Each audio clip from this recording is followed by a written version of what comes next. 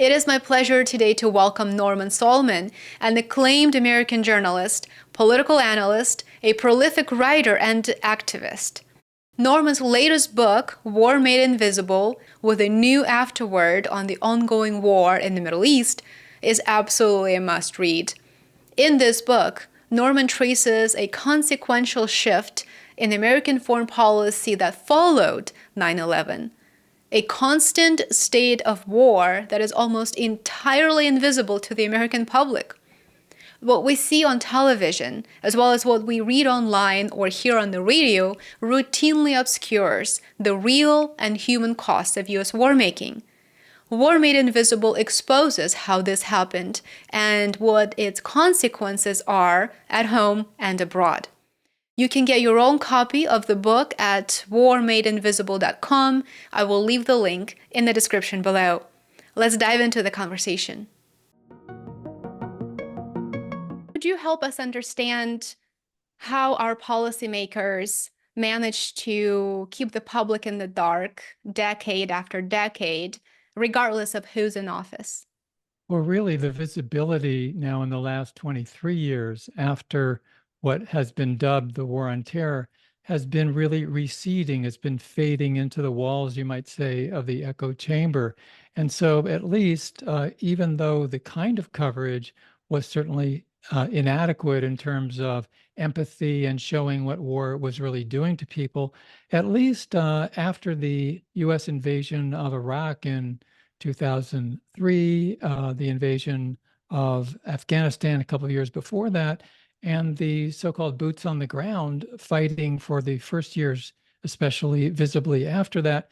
At least it was on some of the TV news on a regular basis, front pages and so forth. But as U.S. troops withdrew gradually from those wars, and as the U.S. warfare became more and more airborne, above it all, so to speak, dropping the bombs from tens of thousands of feet or sending missiles, then that further reduced the visibility, and the drones and so forth really made war even more of an abstraction on the media's own terms. And so here we are more than 2 decades after the beginning of this endless war that was supposed to end. We are in a sort of another world of illusions. The walls have shadows flickering on them, but if you live in the United States and you depend on mainstream media, you may not have any particular understanding at all that the United States has been and continues to be in nonstop warfare. Absolutely. It is so true. And it's interesting how the narrative shifted from ending wars to trying to make them more humane, because I guess now we're sort of in agreement, well, our government is in agreement that we're not going to stop the war machine, but we can make it more humane. And so we're making it more humane by making it more remote, where a victim is just a pixel and completely dehumanized, and there's no ethical dilemma involved anymore. There's no need for Congress to get to approve, because that is the state of the war right now. What I found was really interesting in your book, you share your experience as a journalist of being in Iraq months before the US invasion in 2003. You also went to Afghanistan. So you have that incredible first-hand knowledge of how our US media works, how it works on the ground, especially as it relates to the Middle East. What has been the role of journalists in the discourse surrounding US foreign policy in the Middle East? The mainstream US journalists, with some notable exceptions, have really gone along to get along with the top policymakers in Washington and the generals in the field and so forth. And part of it is just a tacit access trade. If you do an interview or you write critically in ways that, say, the president or secretary of state or secretary of defense doesn't care for, then that might be the last time you get that much sought after interview. So if you, on the other hand, do go along to get along, you're much more likely to get those scoops, the leaks, the first access to information that gets you on the front page or the evening news.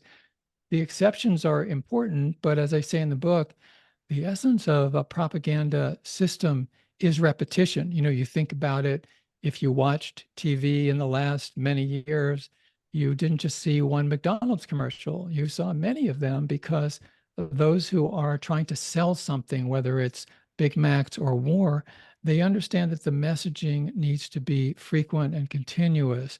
So while I really revere the independent-minded journalism that even sometimes gets into mainstream media, those are kind of cracks in the walls.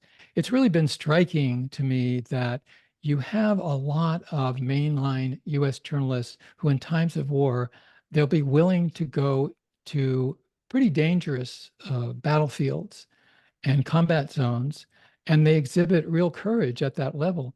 Then they come home and they're in the newsroom and they're afraid of the managing editor. And the example you cite is really a poignant one. Some US journalists drafted a letter, it was an open letter, and said, we need to have even-handed coverage. We need to have journalism that's truly independent rather than doing stenography for the US and Israeli government.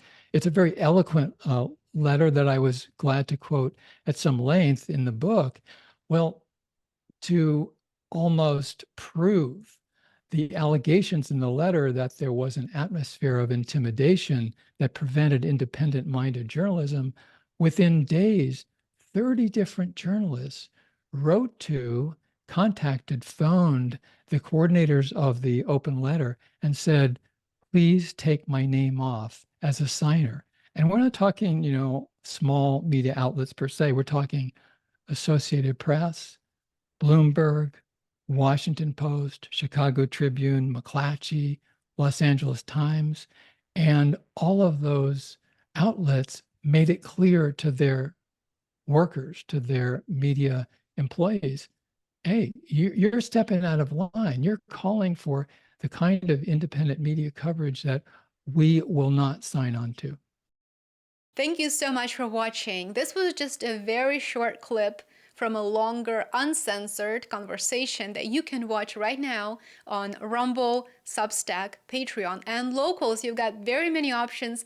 Just select one of the links in the video description below to continue watching the interview to get to the most important part. I'll see you there.